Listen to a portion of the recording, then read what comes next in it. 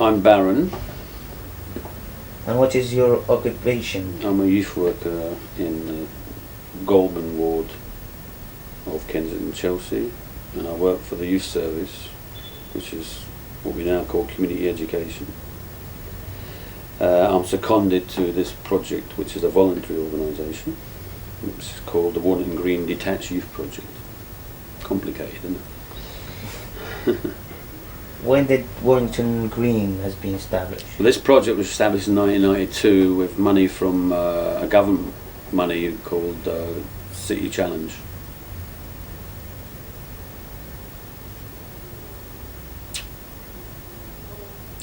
How long have you been working with the Moroccan community? 4 years on this project, since I came onto this project, you'd say, because it's a large Moroccan community here. Previous to that, I worked in the area of North Kensington, but it was not Moroccans.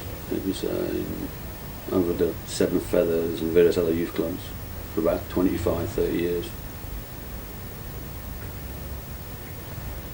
There is any projects going around this areas? Any projects? Yeah, for the young generation. Well, what we do, you want me to tell you what I do? What we do is a project. Yeah. It's youth work, which in general is all about enabling, we use the word, young people to go from being a young person to an adult.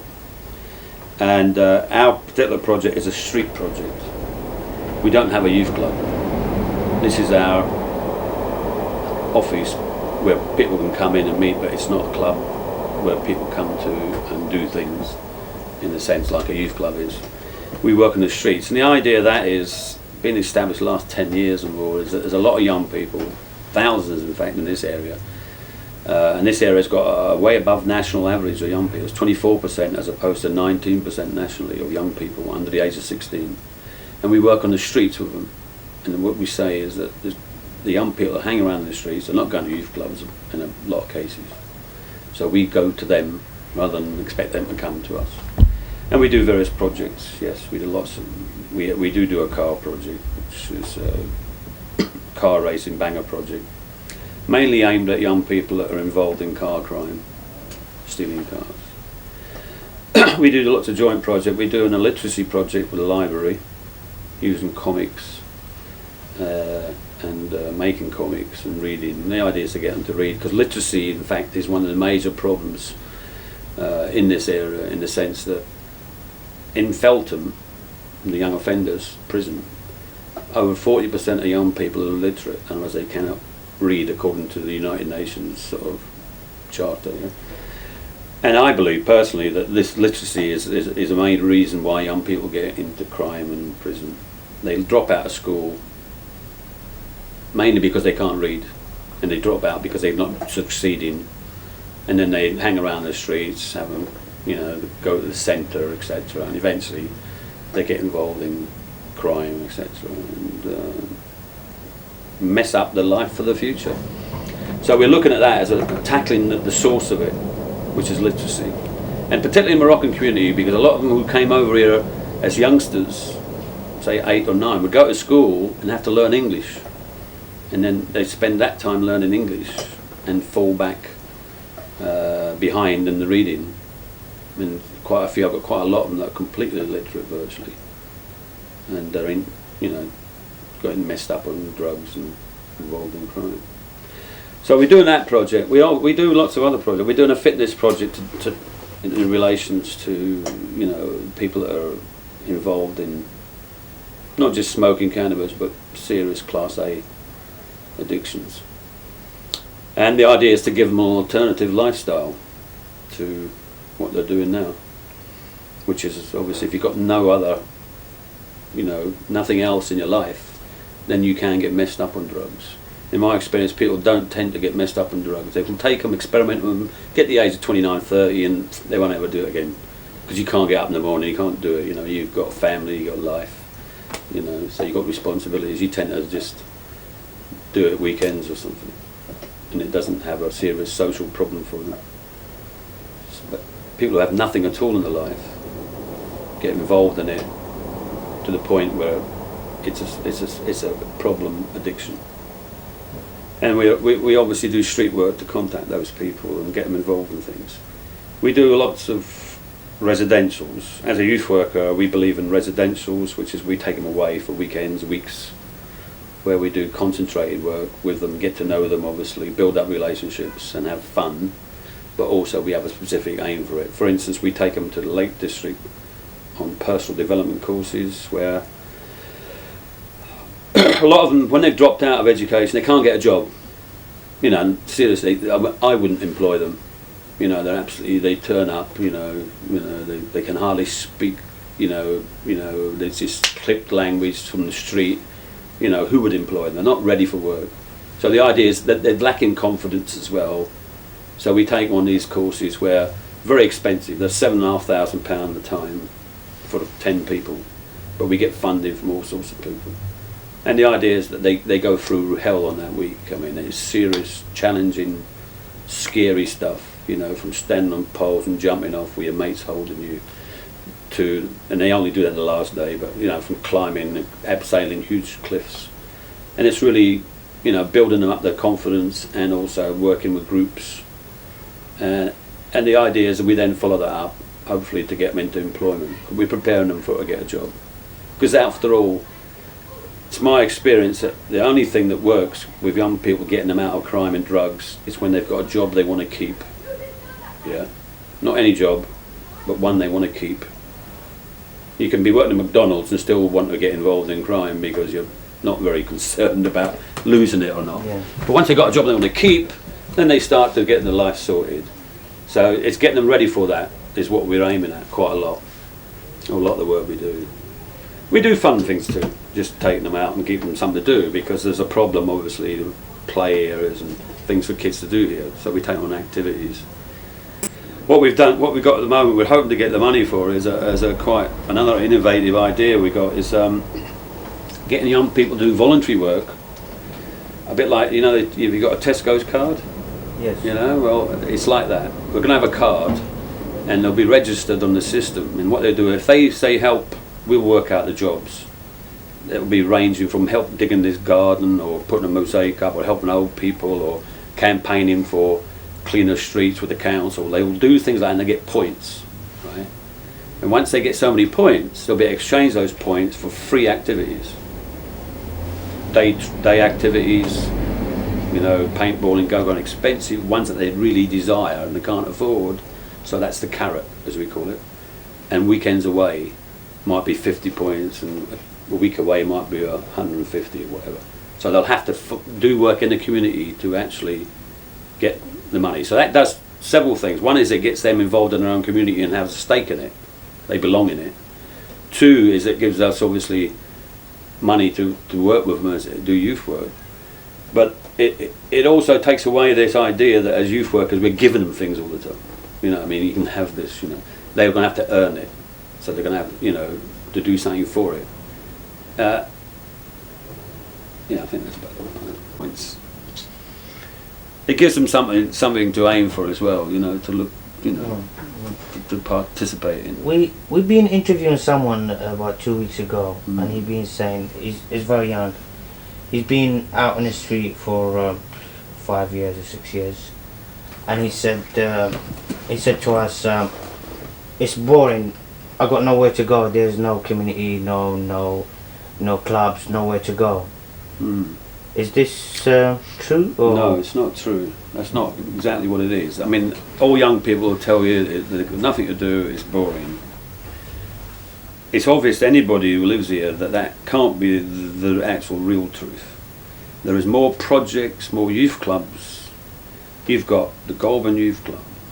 You've got this project. You've got the Harrow Club. You've got the Feathers. You've got the Lancaster.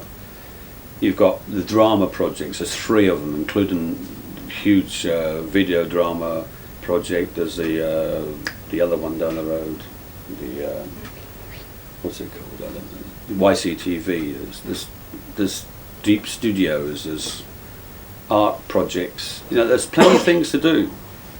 Trust me. The problem is getting them involved in doing it. A lot of these young people do not want to do organised things, formally organised things, it doesn't meet their needs, they don't want to do it. That's what they're really saying, is that the things are, we're often... See, we've got to understand, in my opinion, is that we're living in an age where young people, doing drugs is exciting. Taking drugs is exciting, you get a buzz, it's great fun. Doing crime is exciting. I'll tell you, 50% of the reason why young people do crime is because it's exciting.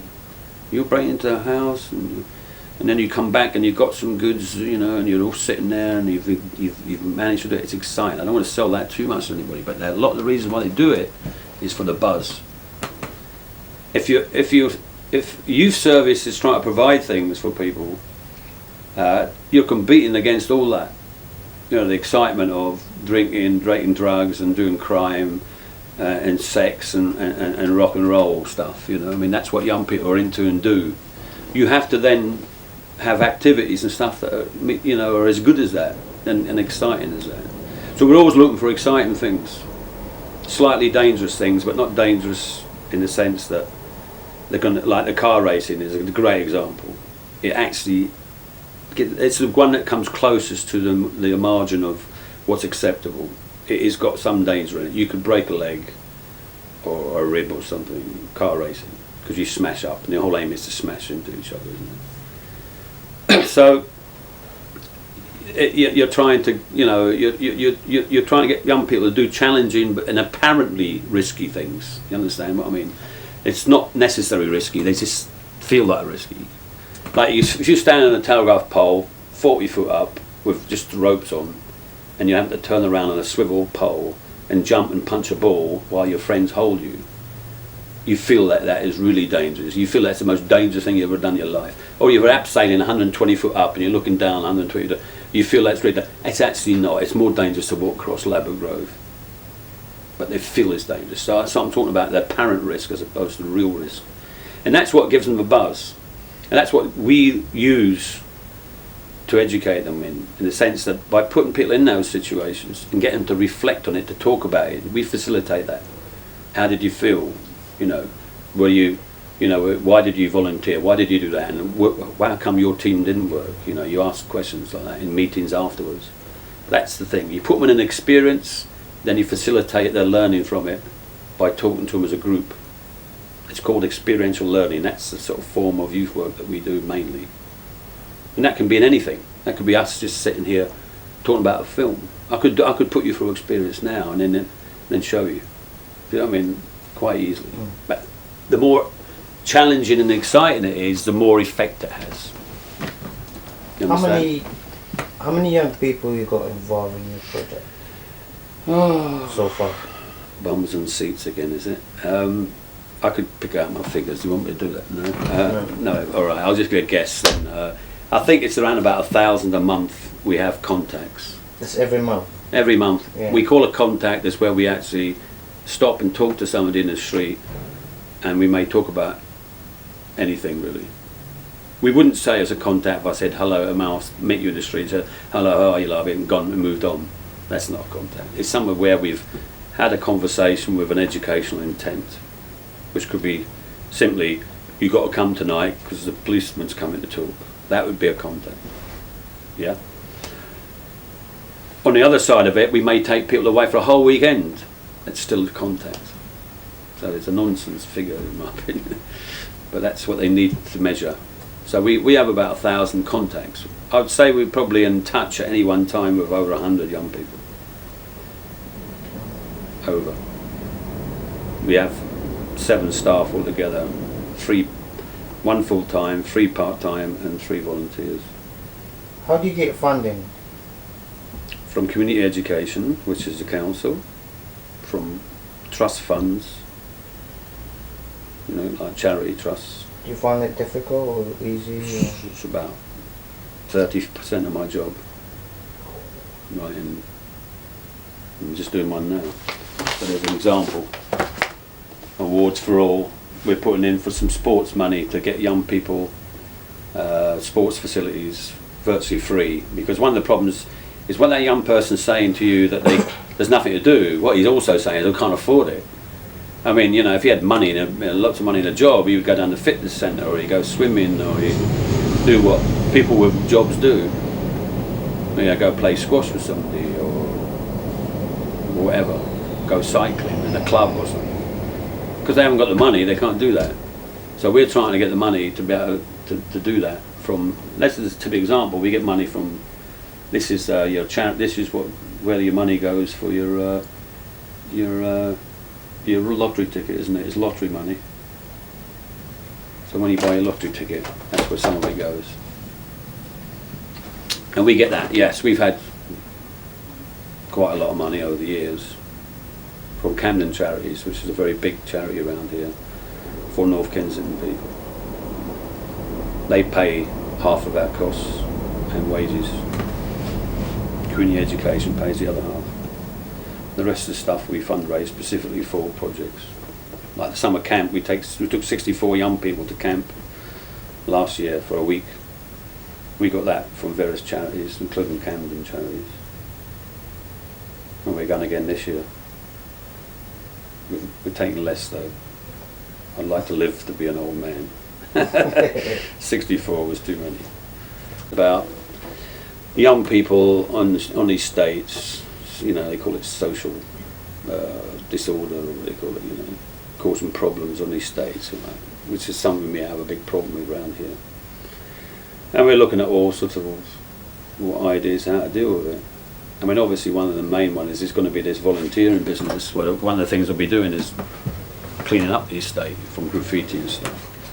But I don't think that necessarily is going to be the whole solution. One of the problems we've got is the way adults view young people, that they always see young people because they're hanging around, that they're bad or they're taking drugs or something. I mean, actually sometimes they're just hanging around with nowhere to go. So we're looking at also to set up a drop-in cafe in the Sahara Social Club, and we're hopefully getting that money soon. The rumour is that we might do. And the idea of provide a place till late at night, because one of the things criticisms I have of the youth service, and I hope my boss doesn't see this, is that they're not open at appropriate times, these youth clubs. They open at 7 o'clock and shut at 9 or something, you know. What good's that? Most of the kids I see out there, you know, midnight and There's 1 some o'clock. of them staying up there midnight, Yeah. 11 o'clock, 12, Exactly. 1, and they say, well, we're out in the street and raining and cold, they got nowhere to go. No, and they go in the blocks, because what they've done, they've very stupidly built some very large entrance areas, warm, lit, and nice places to hang around, like youth clubs virtually, aren't they? And they hang in there. And that is a problem for people living there, because they don't want 20, 40 young people in their block. When they're walking up there, they're intimidated. So we have to deal with that, and that's a problem that I don't profess to have all the answers to. But I mean, one of the ideas I would like to do is maybe either get them to come here or to this drop-in cafe. I would actually like to move out of this hut and give the kids the hut. Give them the keys and let them get on with it, but I mean, I don't know what would happen. It's not a radical idea. They do in America all the time. They give gangs a hut somewhere and let them get on with it. I mean, it's something we're looking at. We're looking at the fact there's nothing, and we were looking at it very intently when we heard that the Adventure Playground might close. Luckily, of course, it's been reprieved and we got it for another year. But I mean, if that is somewhere where the younger ones certainly hang out, and that was going to close. Why are the Moroccan kids, they're not doing well in the school? Is that a fact? I mean, I don't know. I mean, I know that some recent research by Al Hassaniya showed that, but in fact it was questioned that the way she got her information was different to the way. In other words, what she said was that so many % were actually excluded from school, but her definition of exclusion was different to the council's. As a youth worker, we work on the council figures, which is in fact you have to be excluded permanently. She was talking about 1 day exclusion and things like that. So I don't know if it's actually true. It may, you know, I would say that the reason why people do well at school or not is a lot of parental influence. So you maybe will have to look at and talk to parents about that. That if parents are educated, like middle class parents, they tend to have educated young children.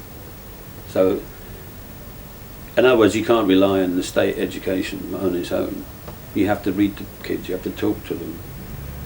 You know, you're with them all day, every day. You know, you have to do that. And you can tell straight away with the young people who are having trouble with their education. When you meet their parents, then you know it's a whole family problem.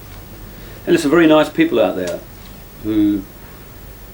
very nice people, but they're crap parents. You know, we have to accept that.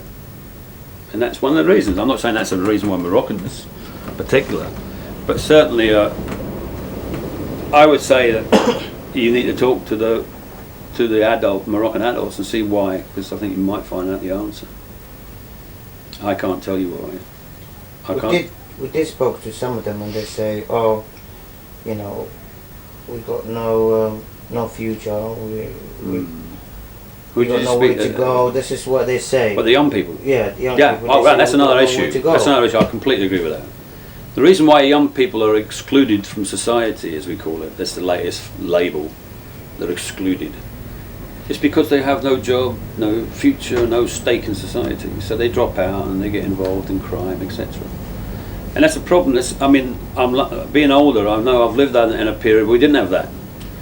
When we had the boom time in the 60s and 70s, where you could get a job, pack up on the Thursday, and you get another one Monday. I mean, that's what we did. I mean, it happened like that. You could get a job anytime. I remember when I was 16, I had a choice of about 4 or 5 jobs. I didn't have a single O level to my name, as it was called then. But I had a choice of 4 or 5 apprenticeships. I was an apprentice with the post office, engineering, and I could have done an apprenticeship with this or that. You know, that was the situation, and the society's let them down. And the crisis of the economy, the brunt of it has been placed on young people. They're the ones who've taken all the brunt of it. They're the ones who, as soon as a company downsizes, as they call it, all that, it's always the young people that go out the door, and recruitment stops, so it's always young people that get hit that way. So all the time, throughout the whole last 10, 20 years, young people have taken the brunt of the whole economic downturn. You know, and that's what's happening. And it's not just education failing. Education is trying to deal with a situation which is beyond them. If you've got young people who are not educated, haven't really got into it, can't see themselves getting a job, therefore why stay at school? So they start messing about and they start just dropping out. And they come on the streets and they get involved in easy money.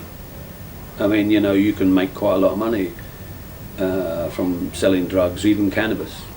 But certainly Class A drugs, you can make big money, but you can do 5 years if you're caught, which is the problem they have. Your point of view, what can be done to help the Moroccan community?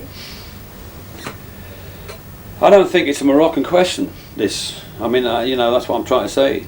Is that, you know, I think the same thing that we're trying to do to all young people applies across the Moroccans, and that is, you know, there is a specific issue, and I think that's probably what you're trying to get at, is that there's a cultural clash going on here, and we've seen it before with the Asian community in East and Ealing, etc. We've been all down there, and we had the West Indians in the 70s who came here, second generations, who, you know, there was a cultural difference between the parents and the Western culture that they're in now. So you've got that with the Moroccans. You've got the older parents who still got their old culture. The young men, especially, coming up, are into the, you know, American music and rap and all the other stuff that goes with it, and the more, you know, and the Western type culture. And there's a clash, and we see it all the time. In fact, some of these young people out there live 2 lives, 2 complete separate lives. Moroccans I'm talking about, where they go home and they have a certain life, and they're out in the street when we come away weekends, and there's a different life. And if the parents ever see all that, that applies to all young people to a certain extent, but I've noticed it far more quite exclusive. They don't seem to be, normally there's a overlap between your life as a young person with your mates and your life with your parents, but it seems to be 2 exclusive things from the Moroccan community, where they're totally and absolutely separate, and that's causing problems. Must do. We spoke to the parents 2 weeks ago, and they say you know, arcades are being out in the street, and there's a lot of money being thrown into the community, and they haven't done anything with it. Is this true, or? For a start, the money that they're talking about is probably this single regeneration budget money, which is not out in the streets yet. Very little of it has been awarded yet. It's not until the 23rd of March that we'll know whether that question is true. There's been 64 bids for single regeneration money, 300,000 this year, 500,000 on the following years, which sounds like a lot of money, but it's not really, you know, when you talk about, you know, the costs of things. And you've got a £1.5 million budget from the community education in Kensington and Chelsea, so there is quite a lot of money. But what do they mean by that question? Do they mean it should go out to people and be given in to them, or do some people in the Moroccan community are arguing to get some of this money, aren't they? They don't see they're getting any. I mean, I think one of the problems with single regeneration budget money is the way that it gets everybody competing with each other to try and get it, you know, and I think that can destroy a community. So I think that's a negative factor. Once there's money to be got for projects, then it's that people that would normally be working together end up competing. So I don't know whether there's any real truth in it. I mean, there's certainly no fiddles going on where people are taking the money and spending it on weekends, champagning somewhere. But certainly there is certain projects which are getting a lot of money and they're not doing a lot with it. And I won't be naming them.